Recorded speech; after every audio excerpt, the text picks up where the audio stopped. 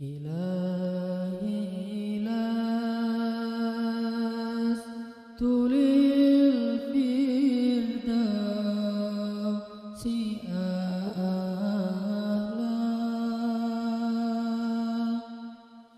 ولا أقوى على النار الجحيم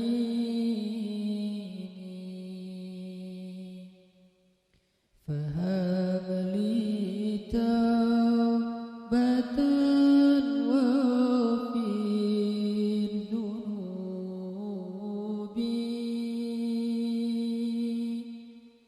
فإنك غافر الذنب العظيم.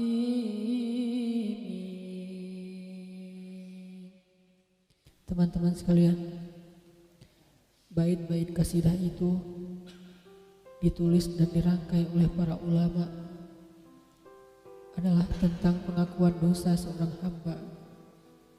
Ketika seorang hamba berada di puncak penyesalan dan merasa tahu diri bahwa dia adalah seorang hamba yang kotor, sehingga dia mengatakan, Ilahi lastu lil firdausi ahla. Ilahi, sesungguhnya saya tidak layak masuk ke surga Firdaus.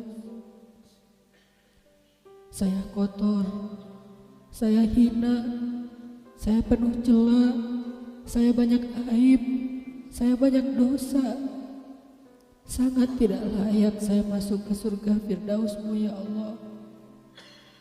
Tidak ada satupun amal yang bisa saya banggakan sehingga menjadi jalan bagi saya masuk ke surga Firdaus-Mu ya Allah. Kita harus merasa diri kita rendah di hadapan Allah. Itulah kenapa kita sujud. Dan Allah suka kepada orang yang merendahkan diri di hadapannya. Itulah kenapa Allah suka kepada hamba yang bersujud. Seandainya pintu surga itu terbuka dengan kunci amal solih, saya tidak punya kuncinya ya Allah. Saya beramal solih tetapi belum layak untuk membuka pintu surga. Saya sholat, saya puasa, saya tarawih, saya sedekah, tapi semua itu belum cukup untuk membuka pintu surga karena keterbatasan amal solih saya.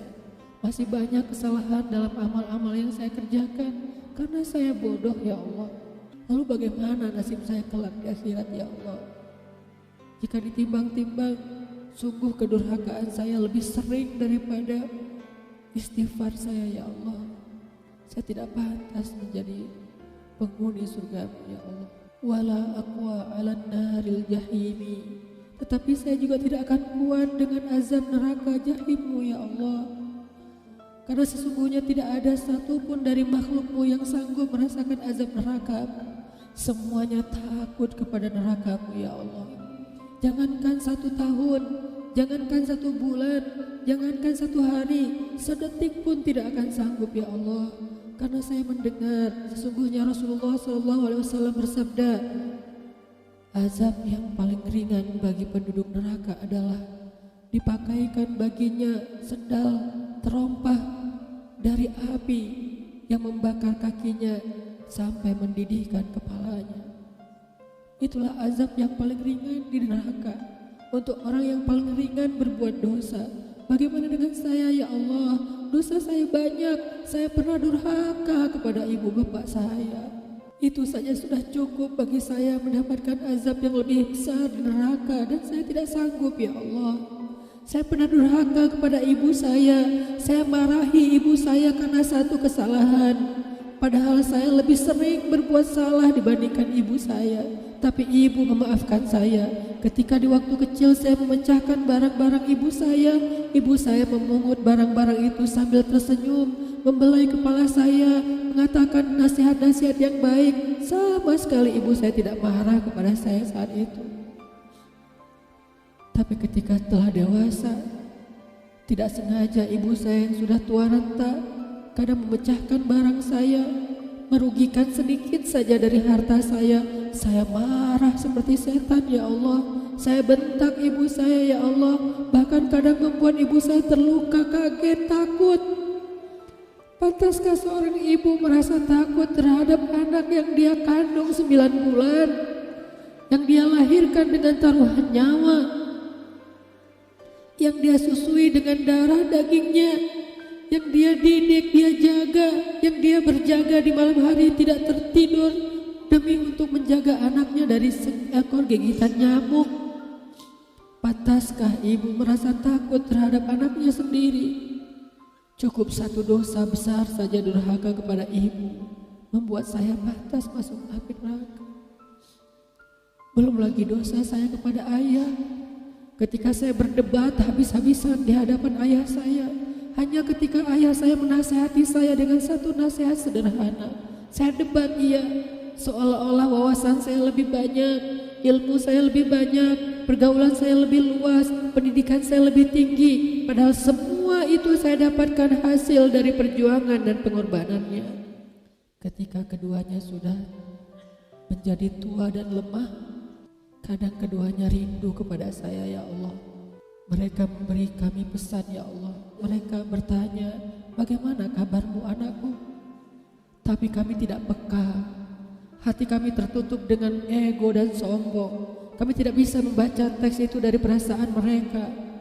Kami hanya membaca teks mereka dan tidak segera membalasnya. Kami anggap teks dari orang tua kami tidak penting, masih bisa ditunda untuk dijawab nanti sore. Padahal mereka sedang kangen, sedang rindu kepada kami, ya Allah. Mereka tidak mengatakan kami rindu kepadamu, wahai anakku, karena mereka tahu kalimat itu akan mengganggu kami. Kalimat itu akan menjadikan hari kami tidak lagi mudah. Kalimat itu akan merusak konsentrasi kami dalam bekerja. Kalimat itu akan menghalangi banyak urusan kami, sehingga mereka menahan diri. Mereka hanya bertanya, apa kabar kami? Lalu kapan kami berbakti kepada mereka, ya Allah? Sampai seusia ini kami masih merepotkan mereka, ya Allah. Kapan kami akan berbakti kepada mereka? Rasanya kami lupa. Entah kapan kami pernah memijat kaki mereka setelah mereka seharian bekerja. Entah kapan kami pernah memberikan minuman hangat untuk mereka. Kami durhaka kepada orang tua kami, ya Allah. Bahkan setelah mereka wafat, kami lupa mendoakan mereka di dalam salat kami. Harusnya kami disiksa di api neraka, tetapi kami tidak kuat, ya Allah. Belum lagi durhaka, kedurhakaan kami yang lain, dosa-dosa besar kami yang lain. Kami pernah bermaksiat kepadamu diam-diam, ya Allah. Kami pernah berbuat dosa diam-diam, dan padahal kami tahu itu dosa besar. Tapi kami tidak peduli, kami tidak takut kepadamu. Seolah-olah ancamanmu itu hanyalah mitos, seolah-olah ancamanmu itu hanyalah fiktif, seolah-olah apa yang engkau firmankan di dalam Al-Quran itu tidak benar-benar ada. Kami sombong menantangmu dengan berbuat dosa. Banyak dosa yang kami tidak bisa menyebutkan satu persatu, ya Allah. Keluh lidah kami untuk menyebutkan dosa-dosa kami, ya Allah. Malu untuk menyebutkan dosa-dosa kami, ya Allah. Tidak ada yang bisa kami harapkan darimu selain engkau terima taubat kami, ya Allah.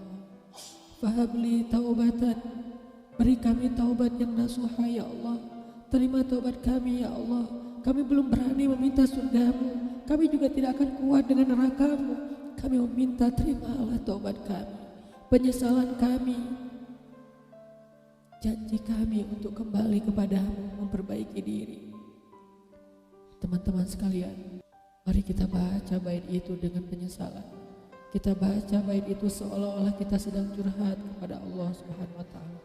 Ilahi ilas Fidausi ahla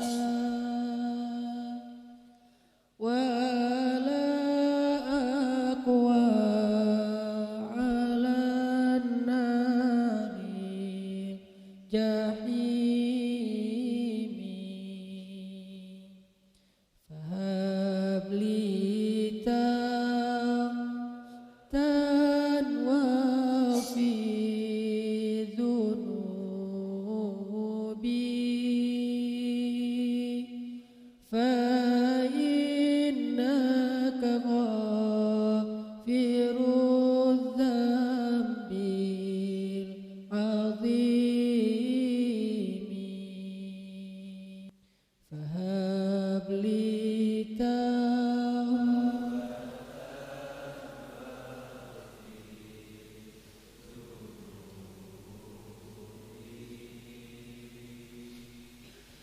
Fa